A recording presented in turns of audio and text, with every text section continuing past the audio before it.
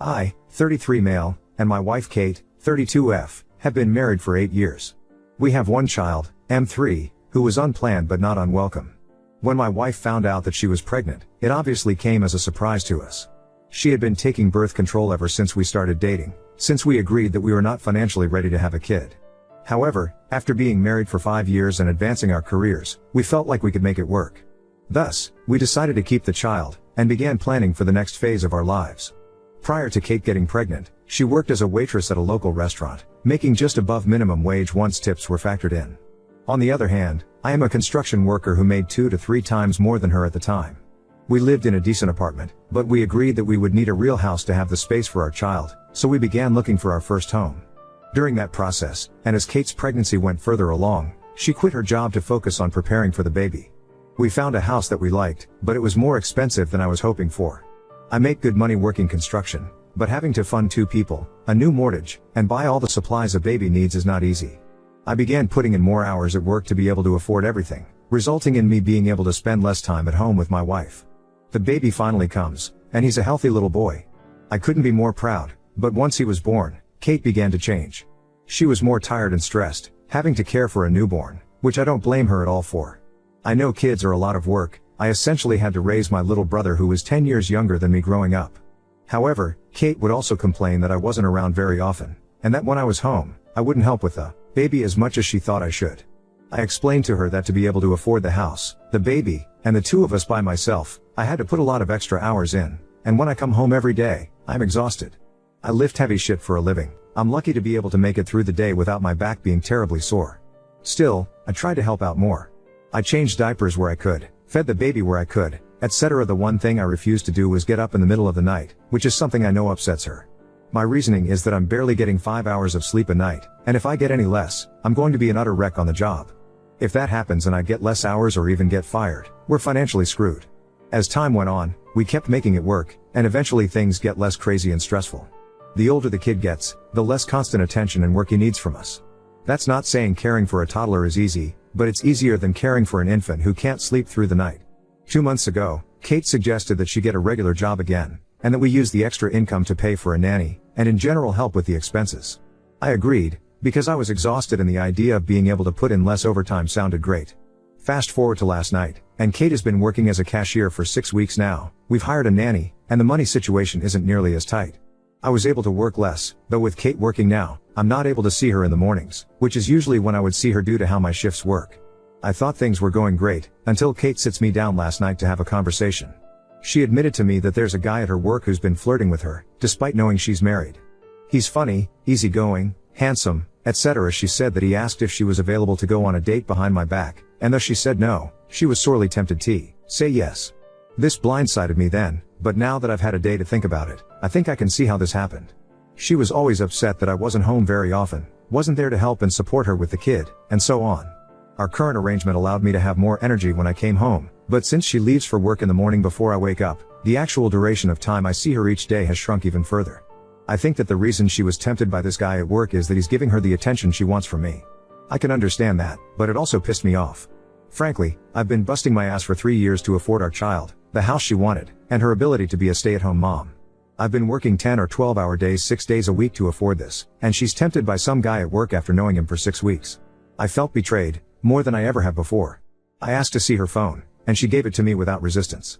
I went through all her contacts, deleted messages, everything, and didn't find anything suspicious. I don't believe that she actually cheated and is only pretending to be tempted too, but I suppose it's possible. She seemed genuinely remorseful during our conversation, but that didn't make it feel any better. I told her in the heat of the moment that I want a divorce, and this caused her to break down in tears and beg me to stay. She asked if I would tear our family apart over just the idea of her cheating, and I threw her words back in her face and said I was sorely tempted.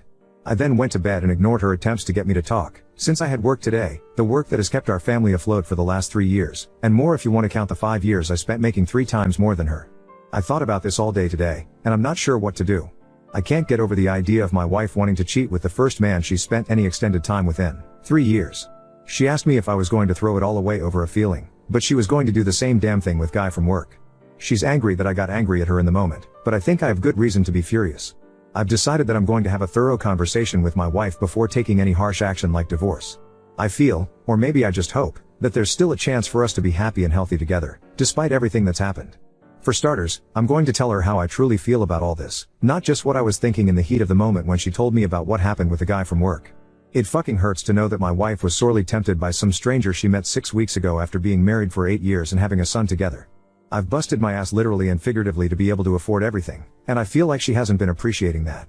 I understand that she's been busy at home taking care of the kid, but if we were to trade jobs for a day, I highly suspect she would change her tune regarding the division of work and effort that we've been putting in. Also, I plan to tell her that I want her to quit her job immediately. Even if she wasn't tempted at all, I don't want her around the type of scumbag man to take advantage of married women. If she doesn't agree to this, then I will have to assume that there's more between and guy at work than she's letting on. Lastly, I want to discuss what needs to be done in our relationship to mend it at this point. As many commenters have pointed out, she's almost certainly feeling lonely and neglected with how little time we get to spend together, but I'm not sure how we can improve that while maintaining our current lifestyle. If I'm going to be supporting our family on my own, then I simply won't have time to spend with her during the week. A few commenters suggested she get a job with hours that align with mine, so that we're home at the same time, and honestly that sounds like it could be a partial solution to this. Even if it's just a few hours a day where we can both be home, and I'm not falling overtired, it would be better than what we have now. And as she slowly gets raises and promotions, I'll be able to work less and devote more time to her and our son. Update 1. Many people have been asking how my wife getting a job was able to pay for a nanny and me reducing my work hours slightly. The answer is that we live in the northeastern USA, where minimum wages are good, relatively speaking, and that nanny was a poor choice of words on my part. She's more of an informal babysitter, not an official job. She's a college student who wanted to make some money while taking online classes, without dealing with the hassle of getting a real job. My wife makes around $16 per hour with a standard 40-hour work week, while we pay the babysitter $10 per hour for 5 hours per day, 5 days a week. After taxes on my wife's income and paying for the babysitter, we have around $900 a month left over that has allowed me to reduce my hours slightly. Now, for the update. I called in sick to work today, which is something I rarely ever do, and asked my wife to do the same so we could sit down and talk about everything. She agreed, and this morning we had a long, heartfelt discussion. I told her that I was sorry for what I said in the heat of the moment. I don't want to divorce her, I was angry and hurt and wasn't thinking about the damage threatening divorce would do. I told her that I understand things have been difficult for us the last 3 years, but I was shocked that she would be sorely tempted to cheat on me after just 6 weeks with some random guy at her job. I told her that having been the sole, or at least the main provider for our family pretty much the entire time we've known each other, I felt like I wasn't being appreciated enough for the work and effort I've been putting in. She said she felt the same way, that she felt like she was struggling thanklessly since I was never around to be with her. I told her that that was only the case because I had to make enough money to pay for the kid and the house she wanted. And before anyone tries to twist my words, I love my son dearly. I am not simply putting up with him because she wanted to keep him. If I took less overtime to see her and help with the kid more often, we'd have trouble keeping the lights on. We both agreed that we needed more time with each other at home, but talking out how to make that happen took a while. Eventually, I told her that I stand by what I said to her when we first bought the house we are currently in. It is too much house for us. It's a 2-bedroom, 2-bath house with more area than we need, and the mortgage and property taxes are too high. I brought this up when we first looked at the house, but my wife insisted that this would be the perfect house for our family to grow up in, and that once it was paid off, we would be set. But seeing how much we've struggled to afford this house while slowly falling apart physically and mentally, I think she understands now that it's too much. After some prodding, I convinced her that we need to start looking for a house to downsize into. Selling our current house will give us enough cash to pay off the mortgage, though not by much. Once we're in a smaller home with smaller expenses, I won't have to work as much, meaning we can spend more time together as a couple and a family. She told me that she just wanted my name back, and I honestly almost cried hearing how much she meant it. I was so focused on work and paying the bills that I lost sight of what we needed as a couple, and our marriage very nearly imploded because of it. The final issue to address was her job, and more specifically the scumbag who was hitting on her while knowing she was married. Given our current financial situation, it would be stupid to make her quit her job and go back to staying at home, plus it would probably only make her feel trapped again since she only recently got back out into the world after being a SOM. However, I can't stand the thought of that guy even looking at my wife, especially since I know she harbored some sort of interest at some point, even if it came from loneliness and desperation. I told her that at the very least, she needs to report the guy to management/HR and ask for different hours so that they are never in the building at the same time. If that happens, then there's no reason for her to just quit, but if that doesn't happen, then I'll be helping her look for a new job immediately. Things are still difficult right now, but as I typed this a couple hours after the conversation, I think we've pulled back from the point of no return. We're both just taking the day to calm down and think rationally about what needs to happen to get our financial and personal relationship back on track, but I'm hopeful. Now on to second story. Wife blindsided me with divorce after discovering I have a son from an ex, leaving me struggling to adjust to a new family dynamic. My wife Amy, 35F, left me, 36 male, after I was contacted by an ex and discovered I had a son. I tried to post his age but my post gets removed, so I just want to clear up that he was born 3 years before I married my wife and there was absolutely no overlap or cheating in my wife and I's relationship. This happened a month ago and I requested a paternity test. Amy didn't say much while we waited for results but agreed that if I was the father I needed to be in my son's life in every way possible. 2 weeks ago the results came back that I am the father and immediately Amy said she wanted a divorce and began packing her and our children's belongings. I was confused and asked her why but she just cried and said she loved me. Amy and I have been married for 10 years.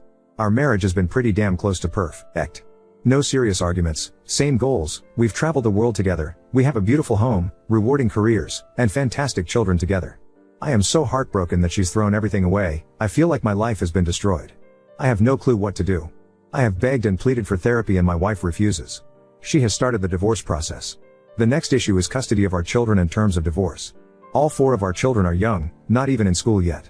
She says if I agree to give her primary custody she will let me have the house and will not want child support, and will give me all of our savings so I can raise my son as his mother is struggling. She also agreed to pay for some home help for me. I am disabled and need help occasionally during flare-ups, which she usually provides. I told her I could afford it on my own but she insists as she says she wants to help out since she won't be there. She will move across the country with our children but said she will bring them for at least 2 weeks every 2 months so I can have a relationship with them and will pay for me to fly out to see them whenever I want. I don't know what to do. I have no family to discuss this with because 2 of mine and Amy's children are adopted. And my parents and extended family think my biological son is more important than them, which is obviously untrue. It makes me feel horrible but I don't even know my son. It feels like I'm losing everything for a person I don't know. And I know he's a child and I shouldn't feel that way. But all I ever wanted was my wife and kids. And while I will love my son and take care of him, I don't feel like he is my kid yet just because I haven't really had time to get to know him.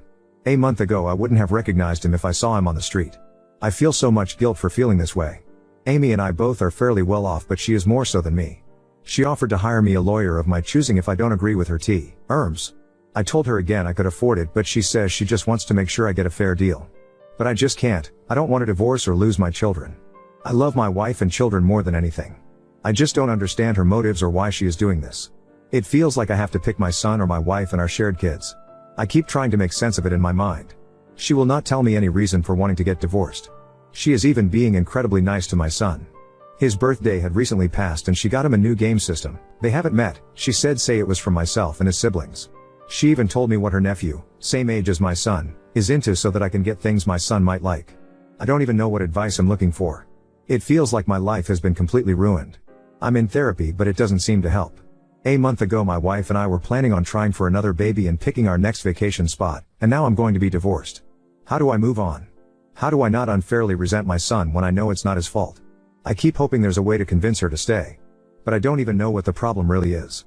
I'm hoping someone else has been through learning they have a child after 10 plus years and know where to start or what I can do to either move on or convince my wife that this doesn't have to happen. Any advice at all is appreciated though. Want a comment to clarify a few things. I have not asked my wife to be a caregiver to me. I rarely have flare-ups bad enough that I need a caregiver maybe once a month, on a bad year, to a few times a year, and my wife was insistent our entire relationship on caring for me because she wanted to when I did need help. If she was burnt out of stressed, there was always an option to hire help. She was the one who did not want home help. We divided our workload equally in our household and had a nanny that assisted us with much of the housework as well. As regular cleaners etc. As far as finances, while she earns more money than I do, we are both quite well off. We both work around the same amount of hours and contribute equally to household bills. I believe if my wife was unhappy, she would have said something. We have never had any issues in our relationship and any problems that arose she would communicate to me and we would work together to solve. We always did check-ins in our relationship to make sure we were on the same page and could communicate in a healthy way. The more I hear stories for commenters, the more I believe she just did not want to be a step-parent. Second, while I have no way of proving that my wife was not cheating, I do not believe she was. We regularly used each other's phones, spent a majority of our time together, and she has never given me a reason to be suspicious. Another thing mentioned is that she is jealous because she is infertile. This is not the case. We were actually getting prepared to have another biological baby of our own before this happened. My wife has no plans to move immediately. Once we found out paternity and she said she wanted a divorce, she wanted to be closer to her family. They are located across the country. I do not believe there is another man or anything else, as her family would not approve of dating or remarriage since they are quite religious. From my understanding, she has no solid plans as of yet because she wants to make sure we have a custody agreement we are both happy with and we both believe is fair. I am in contact with a lawyer now. I told my wife I did not find what she wanted to be fair in terms of custody, and we are now trying to figure out how we could have court-mandated 50-50 long distance with her paying the travel fees and associated costs. I know I have been downvoted many times for believing my wife, and no doubt I probably am an idiot, and have received many messages calling her names and saying what a bad person she is. I know, I sound ridiculous, but I still feel the urge to defend her. I do not feel like she is trying to steal my children, or punish me. She has never been that kind of person. She is the kind of person who keeps packages of supplies in her car for homeless people she sees. The type of person who spends her free time trapping feral cats to get them neutered and seen by a vet. She is the one who gives a large sum of her salary to charity and spends hours every week volunteering. She is the type of person who made sure the children we fostered saw their biological family more than state-mandated supervised visits, and used her own time and resources to make it happen. She is genuinely the best mother I know. She has went out of her way to explain to our children that while we may not live together anymore, I may have a new member in my family, that I will always be involved in their life and love them very much. And while it is hard for me to understand why she made this choice, it is also hard for me to believe she has become a person of malice. Many of your comments have said to ask for a trial separation, and ask for court-mandated therapy. I have mentioned those things and she is still refusing. I plan on asking my lawyer about it and hoping we can move forward, if nothing else, as healthy co-parents. It is incredibly heartbreaking to see all of the comments saying that they would leave if they were in her position as well. Although I can understand your point of view, it is incredibly hard to live through it. I love my wife and children more than anything, and it is soul-wrenching to lose them to something that is also a surprise for me. Update 1. Since then my life has completely changed. Some days it is very hard, but all things considered I am doing well. The biggest change is that my wife and I divorced. She moved with our shared children to the opposite coast to be near her family. We had an easy split, as we both agreed it was best for our family. I am very thankful for that. However, it is difficult not to see all of my kids. The first month was the hardest, especially as we did not want a divorce and we had a hard time not treating each other like spouses, which delayed us healing. My son is doing much better now that is just the two of us. After our divorce, my son opened up about her in therapy. I now understand much more about his behavior. He is much happier now as an only child as well. He is really thriving with my attention. He is still struggling with his mental health, but his care team sees progress, as do I. My other kids have seemingly forgotten my existence, which hurts, but is also better than them being sad about the situation. I constantly try and call them, but at their age I get about 5 words in before they lose interest. My ex-wife and in-laws try and get them to stay on the phone and talk to me, but there is only so much connection you can have over the phone with kids their age. They seem happy, which is all I can ask for. I am at peace knowing that both my son and my younger kids have someone that loves them in their lives. I miss my family, but I feel I made the right choice for them and my son. After our divorce, I asked my ex-wife to lay it on the line why did she want to leave before even meeting my son? She had written me pretty consistent letters from the day we found out, until the day we divorced. She gave them to me once our divorce was finished. I read over them several times. She gave several reasons for wanting to split. She felt she had chosen me to have a family with, and I had already had a family. If she had wanted strangers in her life, she would have married a man with kids the first time. She specifically chose someone without kids, and felt she made a mistake, as now other people would have some control over our lives and a stranger would be in our home. She loved our life, marriage, and knew it was all about to change because of my past decisions. She also said she knew that kids coming out of situation like his were likely to have trauma. She underlined many times that while I was a good person, she knew I'd throw our family under the bus to make up for something I had no control over. I wrote to her to tell her she was right and that I was sorry things turned out how they did. Overall, I am happy. I don't regret my decisions. My son is thriving with me and my other kids have a great mother and maternal family. I hope my son continues to improve, and I selfishly hope that as time passes and he gets older and more stable I will be able to reconnect with my wife and be involved with my other kids.